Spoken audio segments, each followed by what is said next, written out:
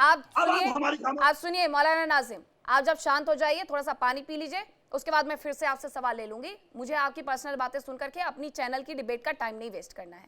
आप बिल्कुल जवाब दीजिएगा, आपको डिबेट में बुलाया है इसीलिए गया कि आप अपनी बातें रखिए, लेकिन पहले थोड़ा पानी पीजिए, थोड़ा रेस्ट करिए, उसके बाद मैं आपसे सवाल लूंगी। आचार्य अरुण कृष्ण जी, मामले बार बार इस तरीके के सामने आते हैं, अब ये कोई कह दे कि इसको लव जिहाद से ना जोड़ो, तो फिर किससे जोड़े, क्या बोले इसको? ये देखिए, ये मात्र कल की घटना है, आपको शायद चित्र दिख रहा होगा, ये उत्तर प्रदेश की घटना है। ये जो पिता खड़ा है, इसकी 2 बेटियां और वो भी 14-15 साल की, इनको मेवात से बरामद किया गया है। देखो भाई चुप हो जाओ, देखो अगर मैं बदतमीजी करूंगा, आप जरा पानी पीजिए और उसके बाद बोलिएगा। अभी फिर मैं बदतमीजी करूंगा तो फिर आप कहोगे बदतमीजी कर रहा है। ये मेवात से मिनी पाकिस्तान जो मेवात में है, वहां से 2 बच्चियां इस पिता की, देखो पिता खड़ा है ब्राउन शर्ट में, ये बरामद की गई है। मात्र कल की बात है, हम खुद मिल के आए हैं, एसपी से मिल के आए हैं, एसएचओ गोपाल कृष्ण से, उत्तर प्रदेश में 2 लड़कियां मिनी पाकिस्तान मेवा से बरामद की गई। ये जो तुम बनाना चाहते हो ना, हमें धमकाना, अरे भाई चुप हो जाओ, ये जो तुम चाहते हो ना, ये तुम्हारा ख्वाब कभी पूरा नहीं होगा। तुम्हारी भाषा बोलना जानता हूँ, तुम्हारी भाषा बोलूंगा तो तुम्हारी पैंट भी गीली हो जाएगी, तुम्हारा मुंह भी गीला हो जाएगा, और तुम्हारा पजामा गीला हो जाएगा, तुम्हारा पजामा। आप लोग अपने पर्सनल कटाक्ष पे आ गए। आतंकवादी, अरे आतंकवादी, जब मैं आराम से बोल रहा था तो आतंकवादी तुम सुनते नहीं हो, तुम आतंकवादी सुनते नहीं हो। जब मैं प्यार से बोल रहा हूँ कि तुम्हारे सामने आतंकवादियों, जिहादियों, आतंकवाद की पैदाइश हो, तुम्हारा अब्बू ही आतंकवादी था, तो मैं आतंकवादियों की औलाद हो। सुन लो, देखो क्या लिखा हुआ है तुम्हारे सामने का प्रत्यक्ष है, इतना मारूंगा कल ठिकाने आ जाएगी। तो प्यार से बात नहीं कर रहे। मौलाना नाजिम अशरफी और आचार्य, मैंने आप दोनों को पहले ही बोला था, जब मैं समझाती हूँ तो आपको लगता है कि मुझे रोका जा रहा है, मुझे रोका जा रहा है। मैं आपसे इतनी देर से कह रही हूँ कि आप अपने अपने विषय पर रहिए, तो आप एक दूसरे पर पर्सनल कटाक्ष करने लग जाएंगे, फिर वो चीजें आगे बढ़ा ले जाएंगे और फिर कहेंगे मैंने नहीं टोका। अब मैं आपको यहाँ पे टोकने के लिए बस नहीं खड़ी होती हूँ, मैं आप लोगों से सवाल पूछने के लिए खड़ी होती हूँ। मेरे सवालों का जवाब दीजिए, वक्त मत जाया किया करिए। जब से आप चीखे जा रहे, चिल्लाए जा रहे मौलाना नाजिम अशरफी, आपकी एक बात तो समझ में यहाँ किसी को नहीं आ रही है। आपके चीखने चिल्लाने से क्या हो जाएगा? आप अपनी बात रखिए, मैं आपको बार बार बोल रही हूँ कि मैं आपसे दोबारा सवाल लूंगी, लेकिन आप थोड़ा शांत तो होइए। चीखने से चिल्लाने से सच नहीं बदल जाएगा, और जो झूठ है वो भी सच नहीं हो जाएगा, ठीक है? तो अभी थोड़ा पानी पी लीजिए पहले। आचार्य देखिए, मैंने बिल्कुल तथ्यात्मक बात करी और एक गाली गलौज पे आ गया जिहादी। मैं बता रहा था आपको, अब आप प्लीज मेरे टॉपिक पर आइए। मात्र कल की बात है, उत्तर प्रदेश में हमारी पूरी, वहां पर पूरा दल था हमारा, 2 बच्चियां मेवात जो मिनी पाकिस्तान है यहाँ का, वहां से बरामद की गई 2 बच्चियां, एक 14 साल की थी और एक 15-16 साल की बच्ची, दोनों माइनर थी। हम जाके एसएचओ से मिले, उस बच्ची को बरामद भी किया है पुलिस ने, और हम उसे घर लेकर आ गए कल। ये प्रत्यक्ष बात कर रहा हूं मैं, ये मैंने कहीं सुनी नहीं है। अब देखो भौंक रहा है, नहीं, ऐसे शब्द नहीं, वो जो बोल रहे हैं मैं उनका सुन लूंगी। अभी आप बोल रहे हैं, मुझे आपकी आवाज आ रही है प्रॉपर, आप अपनी बात रखिए, उन पर अभी मत जाइए, अभी बताइए क्या है ये। अब आपको बताता हूँ, ये 2 लड़कियां हैं, यही कि हमारे उत्तर प्रदेश के क्षेत्र की, आपका इंदिरापुरम के पास की बच्चियां हैं, दोनों बरामद कर ली गई हैं मेवात से। अब आपको एक बात बता दूं, आप 150 मौलाना बुला लो, इनको पहली बात तो मुझे इस बात पे पूरी आपत्ति है, इनको धर्मगुरु मत बोलिए। धर्मगुरु एक पवित्र शब्द है, इनको मौलाना बोलिए, मुल्ला भी ये लोग आपस में कहते हैं, कोई बुरी बात नहीं मुल्ला बोलना, मुल्ला है मौलाना है ये बोलिए, धर्मगुरु क्यों कह रहे भाई इनको? इनका क्या मतलब धर्मगुरु से? और तीसरी बात ये, आप 200, 500, 1000 मौलाना बुला लो, कोई भी मौलाना कभी इस बात को स्वीकारेगा नहीं कि हाँ हिंदू लड़कियों को नाम बदल के फंसाते हैं ये मुसलमान, क्योंकि इनका ये खुद उसके पीछे इस षड्यंत्र में शामिल रहते हैं। नहीं तो बताइए, एक मुफ्ती कासिम बैठे हुए हैं, 30 सेकंड दे देना, वो सत्य बोल रहे हैं, तो सारे के सारे मौलाना मुफ्ती कासिम के पीछे पड़ गए।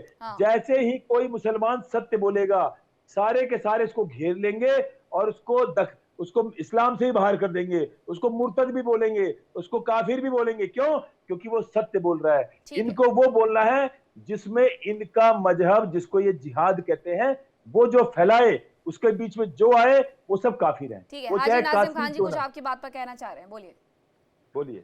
देखिए हाँ मीनाक्षी जी, देखिए जिस तरीके से आचार्य जी के बीच में मैं नहीं बोला, तो मैं भी उम्मीद करता हूँ कि मेरे बीच में ना बोले। अगर बोलेंगे तो पूरी उन्हीं की भाषा में मैं उसी तरीके से जवाब दूंगा। और जिस तरीके से इन्होंने अभी मौलाना नाजिम साहब को आतंकवादी, जिहादी ये सारे शब्द कहे, तो मैं भी अरे इनको मैंने उसी की रोक बात दिया से ना जवाब हाजी दे दूंगा। नाजिम खान जी, अब आपको भी उसी बात पर बहस करनी है क्या? मैं फिर क्यों खड़ी हुई हूँ? मैंने रोक दिया, अब आप अपनी बात पर आइए, आपको जो बोलना है। अपनी बात करो, अपनी बात हाँ करो। देखिए, मैं ये कहना चाहता हूँ क्या भारत के अंदर मेवात जो है क्या मिनी पाकिस्तान है? अभी आपके डिबेट में कितनी बार है मेवात को मिनी पाकिस्तान कहा गया? भाई यानी पाकिस्तान को तो भारत के अंदर ये लोग कहते हैं और बदनाम मुस्लिम समाज होता है। और रही बात दूसरी, आप सुन लीजिए आचार्य जी, मेवात के अंदर शोभा यात्रा बिना 10,000 पुलिस खड़े किए, अरे जिस तरीके मेवात के अंदर बिना 10,000 बात कर लीजिए, क्या हम लोग तो ये कहते हैं भारत सरकार से कि जो भी अगर देश के अंदर नफरत का माहौल पैदा कर रहा है, चाहे वो किसी भी संगठन से ताल्लुकात रखता हो, उसके तो उसे क्या कहें? यदि 10,000 पुलिस सुरक्षा लगा के आप मेवात के अंदर शोभा यात्रा निकालेंगे तो हाजिम नाजिम क्या बोला जाए? तुम बता दो। अरे हाजिम नाजिम तुम बता दो, यदि मेवात के अंदर प्रशासन की नैतिक जिम्मेदारी नहीं बनती है कि भी प्रशासन उसको अपने हैंड ओवर लेकर उसके जो उसने गलत काम करा उसकी सजा उसे देते हैं, लेकिन क्या उसको मिनी पाकिस्तान नहीं कहा जाएगा?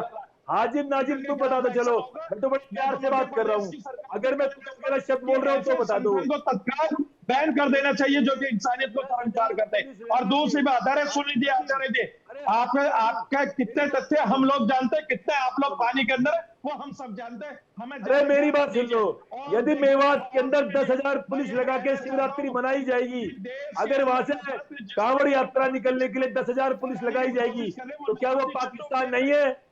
अगर मेवात के अंदर आतंकवादी नहीं होते, नफरती छुट्टियों को जल्द से जल्द जेल पहुंचाने वाली है वो नफरती छुट्टो कुछ ही दिन के मेहमान है जो ये नफरत फैला रहे। भारत सरकार और राज्य सरकार से मैं पीस पार्टी का प्रवक्ता होने के नाते अपील करता हूँ, ऐसे नफरती चिंटों पर तत्काल कार्रवाई करें और इनको सीधा जेल में भेजा जाए ताकि हटने के लिए मशहूर थे। सीआईए ने पकड़ा है उनको, मेवात से उठाया है। अगर मेवात से आतंकवादी पकड़े जा रहे हैं, मेवात के अंदर एक डीएसपी की हत्या करी गई, मेवात के अंदर यदि आतंकवादी पकड़े जा रहे हैं तो उसको मिनी पाकिस्तान नहीं कहेंगे। मेवात में 10,000 पुलिस लगा के हाजी नाजिम खान जी समझ गए होंगे। रुद्र प्रताप जी, इस पूरे मुद्दे पर अगर देखा जाए तो ये जो आंकड़े हैं जो बार बार ये बताते हैं कि आखिरकार हो क्या रहा है।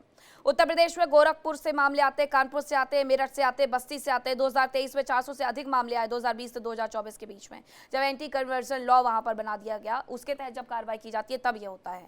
मध्य प्रदेश में 2021 के तहत बड़ी संख्या में मामले इंदौर से आए 74, भोपाल से आए 33, खंडवा, उज्जैन, छतरपुर से तो आज भी एक मामला आया, उज्जैन से भी आज ही एक मामला सामने आया है। तो ये मामले अगर सामने आते हैं तो लॉ बना हुआ है तभी तो कहीं ना कहीं आगे आते हैं।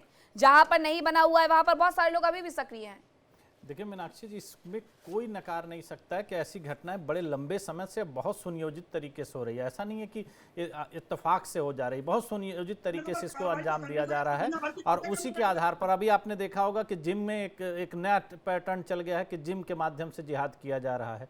जिम में जो महिलाएं जा रही हैं, ट्रेनर फर्जी नाम से बन रहे हैं और उसके नाम पर वहाँ पर बहला फुसला करके फंसाया जा रहा है। सवाल इससे गंभीर ये हो जाता है कि जब यहाँ पर टीवी चैनल पे आपने किसको बुलाया होगा, जिनको आप प्रबुद्ध समझती होंगे, उस समाज के अच्छे लोगों को आपने बुलाया होगा, उनका चरित्र अगर इतना घिनौना यहाँ पर दिखाई दे रहा है तो आप ये सोचिए कि जब वो अपने लोगों के बीच उनको एड्रेस कर रहे होते, समस्या ही तो उत्पन्न हो रही है कि अगर कोई चीज गलत हो रहा है तो उसकी जिम्मेदारी सबको लेनी पड़ेगी। केवल अगर कानून की आप बात करेंगे तो कानून से काम नहीं चलता है, हमारी आपकी भी कुछ नैतिक जिम्मेदारी बनती है। और अगर यहाँ बैठ करके आप इस तरह की बातें कर सकते हैं तो आप ये सोचिए कि कैमरे के पीछे और वहां आप क्या करते होंगे जहां आप समाज में हैं। मैंने क्या कहा कि प्रॉपर तरीके से इसमें ट्रेनिंग उस आदमी के ऊपर कानूनी कार्रवाई नहीं हो रही, लगातार जहर बोलता है, किया जा रहा है, उसकी जुबान से जब भी बोलता है जहरी बोलता है, वो जगह दी जा रही है और उनको वो लोग प्रमोट कर रहे हैं कि जो उनके नाम पर राजनीति कर रहे हैं। अब वहां यहाँ पर बैठ करके आपने देखा होगा 3-4 लोगों से आपने सवाल पूछा, किसी ने इसका विरोध किया, उस पर बहस दूसरी तरीके से चली जा रही।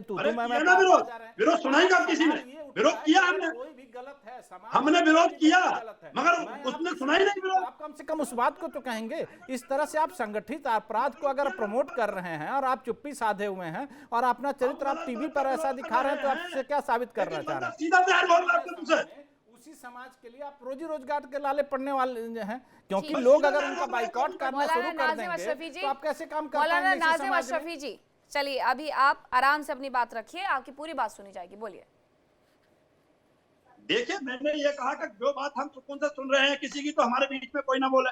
उन्होंने कहा आप हमें धमकी दे रहे हो। एक आदमी मुंह से कोई बात निकालता है वो इतनी खराब निकालता है कि सबके पक्ष की बात नहीं है। हमने पहले ही इस बात को कहा, उस बात को गलत माना, गलत बात को गलत माना। हमने कहा किसी की भी बेटी बहन है, अगर उसके साथ कुछ गलत हुआ है तो गलत है, और हर हाल में मुमकिन तौर पर उसके साथ बहुत ठोस कार्रवाई होनी चाहिए। लेकिन जो लोग किसी को अपने मुंह से जहर उगले, गलत बोले, किसी के धर्म को बुरा कहें, उनके ऊपर भी कानूनी कार्रवाई होनी चाहिए। और बेटी बेटी है, हम ये नहीं कहते हिंदू की बेटी मुस्लिम की बेटी, मैं ये कहता हूँ वो हमारी बेटी है, हमारे मुल्क की बेटी है, हमारी बहन है, हमारे मुल्क की बहन है, तो वो हमारी इज्जत है। हमें सबके बारे में बोलना, अगर कोई गलत करता है तो बिल्कुल हकीकतन तौर पर मैं दिल से कह रहा हूँ, असरफी साहब, बहुत ही मुश्किल। असरफी साहब एक चीज बताइए, आपकी बात बड़ी अच्छी है, आपने कहा कि ठीक बात नहीं है, लेकिन जब ये लोग मारे जाते हैं, इन पे कार्रवाई होती है, जब इनका एनकाउंटर होता है, उस समय पर आप ही के मौलाना जाकर के वहां पर 2-2 लाख मुसलमान इनके जनाजे में क्यों होते हैं? वो क्या चक्कर है? क्या वो मुसलमान नहीं है या सारे आतंकवादी हैं? आपने तो अपनी बात यहाँ पे कह दी कि भाई हम इसका विरोध करते हैं, लेकिन अगर इन्हीं को मार दिया जाए, अभी इन्हीं का कत्लेआम हो जाए, तो फिर बोलेंगे लिंचिंग हो रही है, फिर बोलेंगे लिंचिंग हो रही है, मुसलमानों को मारा जा रहा है, मुसलमानों को। अरे भाई विजय सिंह, त्रिभुवन सिंह, धनंजय सिंह, मैं 3 नाम गिनवा रहा हूँ आपको, मैं ये जेल में जानता हूं, इनका क्यों नहीं क्या इनके ऊपर मुकदमे नहीं है? वालों को मार दिया जाए तो फिर आप बोलते हो लिंचिंग कर रहे हैं, आप मुसलमानों को टारगेट कर रहे हैं, आप मुसलमानों का घर ढा रहे हैं, लिंचिंग करने का फिर विक्टिम कार्ड क्यों खेलते हो? मैं कहता हूं अगर ठीक है लव जिहाद करते हो और मार दिया जाता है वो मुसलमान, मेरे घर में, मेरे घर के बराबर में, आप लिंचिंग का बहाना क्यों? मेरे घर के, एक मिनट बात सुनिए, ना एक मिनट बात सुनिए, रावत जी एक मिनट मेरी बात सुनिए, मेरी बात सुनिए एक मिनट। मेरे घर के बराबर में एक सैनिक का लड़का जबरन मुस्लिम लड़की को रख रहा है, मेरे घर के बराबर में, आप आइए आपको दिखाता हूँ, ये क्या है? इसका जबरन कोई जबरदस्ती नहीं रख सकता, जबरन कोई किसी को नहीं रख सकता। जबरन अगर बात आती है तो काटने पीटने वाली बात आती है, जबरन धर्मांतरण कराने की बात आती है, लड़कियां नहीं करती हैं तो उनके 35 टुकड़े करे जाते हैं। जबरदस्ती कोई नहीं कर सकता किसी के साथ में, बहला करके, फुसला करके, नाम बदल करके, कलावा बांध के, तिलक लगा करके, अपना नाम चेंज करके ये गलत काम करते हो आप लोग। विधानसभा जनपद मुरादाबाद, सुन लीजिए, मैं बता रहा हूँ, थाना मेहनत है, गांव का नाम खजरा, दूसरे गांव का नाम भैसोन, ब्लॉक कुंदरकी, विधानसभा 29 कुंदरकी, जनपद मुरादाबाद, वहां का केस। अरे असरफी साहब, जबरदस्ती कोई किसी को नहीं रख सकता, क्या बात कर रहे हो आप बच्चे हो क्या? इस डिबेट में बहुत शुरुआत में इस डिबेट में यही कहा था कि अगर कोई व्यक्ति किसी का सही नाम जानता है, सही पता जानता है, सही पहचान जानता है, तो वो प्रेम विवाह भी तो हो सकता है। लेकिन अगर कोई व्यक्ति अपना नाम छिपाता है और उसके बाद वो झूठ बोल करके किसी महिला से संबंध बनाता है या किसी महिला के साथ शादी का प्रॉमिस करता है, तो वो चीजें गलत है ना। वहां पर इमरान खोखर जी, ये तो मैंने शुरू से कहा था, ये समाज में क्या किसी ने ये कहा कि वहां पर किसी दूसरे कास्ट में शादी नहीं होनी चाहिए? इमरान खोखर जी तो बहुत अच्छे से जानते हैं कि मध्य प्रदेश में तो सरकार ने नियम बनाए हुए हैं कि अगर अंतरजातीय विवाह अगर हो रहा है, अगर वहां पर अलग कास्ट में विवाह हो रहा है, तो उसके लिए बाकायदा सरकार पैसे देती है। तो इमरान खोखर जी, प्रेम विवाह और धोखा विवाह दो अलग चीजें हो गई ना फिर। वो तो बिल्कुल है, हिंदू करेगा तो वो प्रेम विवाह है, मुस्लिम करेगा तो वो धोखा विवाह है। करेगा ना इमरान खोखर जी। ना मैं बता रहा हूँ, नाम बता रहा हूँ, let me complete, please allow me to complete, I never interrupted with anyone, please. Hyderabad में गुरुमूर्ति नामक व्यक्ति अपनी लिविंग पार्टनर माधवी के टुकड़े करके उसको प्रेशर कुकर में पका देता है, ये लव जिहाद नहीं है।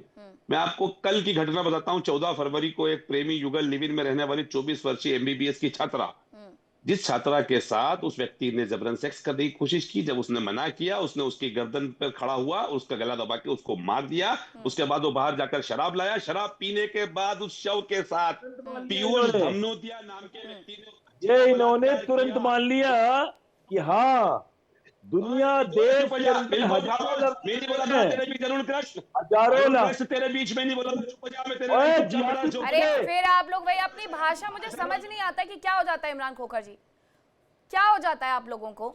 और इमरान खोखर जी, जो उदाहरण आप लेकर के आए हैं, हो गई आप दोनों की आवाज बंद, हो गया, कोई जरूरत नहीं आप लोगों को गला फाड़ने का। आप आराम से पानी पीजिए, आराम से रेस्ट करिए, क्योंकि इस तरीके की बातें और इस तरीके की भाषा में अपने चैनल पे नहीं सुनाऊंगी, ठीक है। इमरान खोखर जी, जो आप उदाहरण लेकर के आए हैं, मैं आपसे ये पूछती हूँ कि क्या ये मामले में किसी भी तरीके की कोई कार्रवाई नहीं हुई? और उन लोगों के जिनके आप नाम बता रहे हैं, क्या उन्होंने भी झूठ बोला हुआ था? सच बताया हुआ था ना, बावजूद उसके उन्होंने ये चीजें की, तो उससे तो उनकी सजा मिली। तो डॉक्टर एच.एस. रावत इस चीज को उस चीज से जोड़ देने से जो चीज है वो गलत हो गई, वो सही हो गई या फिर मतलब मीनाक्षी आप जी- कहीं से कर्नाटक हैदराबाद से एक चीज लेकर के आएंगे, फिर आप एक चीज मेडिकल कॉलेज की लेकर के आएंगे और वो सही हो गई। इसलिए सही हो गई क्योंकि उनके साथ भी अपराध हुआ था और ये लोग भी अपराध कर रहे हैं, तो वो सब सही है। मीनाक्षी जी, जो खोकर साहब बोल रहे हैं ये पॉसिबल नहीं है। ये कह रहे हैं कुकर में पका दिया। तो जो 5 लीटर का कुकर होता है 60-70 किलो की लाश को कुकर में पका दोगे आप? कैसे पका दोगे आप? बेकार की कैसी झूठे बोलते हो। पच्चीस गुरुमूर्ति नामक तैयार नहीं व्यक्ति होते, माधवी को कुकर में कत्ल पका करके दिया। उसको प्रेशर कुकर में पका चुका है कई बार में। अरे पढ़े लिखे आदमियों, कम से कम खोकर साहब बात तो वो करो ना। अगर बात वो करिए जो समझ में आती है। कुकर में पका दिए, बताओ है? और फिर जबरदस्ती की बात करते हो। जबरदस्ती कोई किसी को रख सकता है कि जबरदस्ती सिर्फ इस्लाम कबूल कराया जाता है? आपने देखा है कि आपकी जो आयातें हैं, आपकी जो हदीसें हैं, उनको अगर आप पढ़ेंगे तो उनमें बोला जाता है। अपना धर्म अंदर जाके देख लो, अपना धर्म अंदर जाके देख लो। आसाराम जैसे लोग पैदा करता है, आप आपके जैसे लोग आसाराम जैसे लोग पैदा इनके पास करते एक तो यही उदाहरण करोड़ों बचे एक्स हैं। मुस्लिम रोज इन ये बातों हाई को डिबेट बताते में हैं, मुफ्ती साहब, रोज इन बातों को बताते हैं। ये हाई डिबेट का हो गया है कि इनके पास 2-4 नाम गिन करके रह गए हैं और उसके बाद ये बार बार उस डिबेट में आकर के उन्हीं नामों को गिनवाते हैं, जबकि ये बहुत अच्छे से जानते हैं कि उन लोगों के साथ क्या हुआ, वो व्यक्ति कहां पर हैं, कितने साल से हैं, उनके आज हालात क्या हैं, ये सब कुछ जानते हैं। अब ये छांगुर की अगर मैं तस्वीरें दिखाऊं और ये व्यक्ति जिसके ऊपर यूपी एटीएस खुलासा करती है, ये व्यक्ति जिसे लेकर के एनआईए तक जांच पहुंच जाती है, ये व्यक्ति जिससे 100 करोड़ की फंडिंग के मामले निकल करके सामने आ रहे हैं, लेकिन इन सब पर मुझे अपनी मुंह पर उंगलियां रख लेनी चाहिए, आंखों पे पट्टियां बांध लेनी चाहिए, है ना मुफ्ती साहब? मीनाक्षी देखो, अभी इत्तेफाक से मैं नाम लेने वाला था, मोहन भागवत जी सामने आ गए। हाँ। अभी डॉक्टर मोहन भागवत जी ने एक किसी के प्रश्न के जवाब में, एक सवाल के जवाब में एक जवाब दिया। प्रश्न का उत्तर देते हुए उन्होंने कहा, किसी ने पूछा इस्लाम और ईसाइयत के बारे में, तो उन्होंने इतनी खूबसूरत बात कही, मैं इन सब से कहना चाहूँगा कि ज़रा सुनिए। उन्होंने कहा कि आप इस पे मत आइए कि कौन क्या, आप दोस्ती करिए, उन्हें बताइए, यानी दोस्ती का मतलब उन्हें बताइए, उन्हें समझिए। और उन्होंने एक बहुत प्यारी बात कही कि क्या पैगंबर इस्लाम और हज़रत ईसा, इन दोनों की एजुकेशन उनके पास है क्या?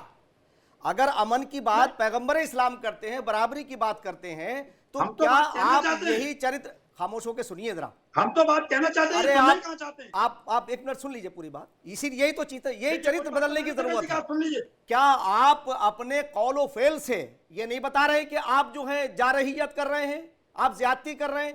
अरे भाई, उस आपको ये कहने में क्या हिचक है कि आप कहिए कि उस नौजवान का जो अपना नाम बदल रहा है, जो ये चंदा जो भी जातियां कर रहे हैं उनके साथ उनके खिलाफ कार्रवाई होनी चाहिए। क्या ताल्लुक है इस्लाम से? कोई ताल्लुक नहीं। आप खड़े होकर सीधे होकर कहिए ये बात, अपने चरित्र को अच्छा बना के पेश करिए। अभी रुद्र प्रताप जी ने कहा, मैं आपको ये बता दूं कि आपसे बता रहा हूं कि दुनिया का कोई इंसान नहीं है ऐसा जो ईश्वर को, अल्लाह को ना मानता हो।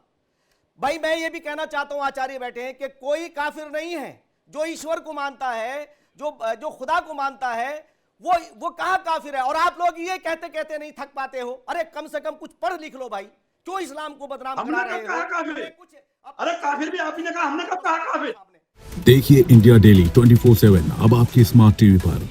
इंडिया डेली मौजूद है सभी डिजिटल प्लेटफॉर्म पर लाइव और लगातार। इंडिया डेली 24/7 हर दिन राष्ट्र को समर्पित।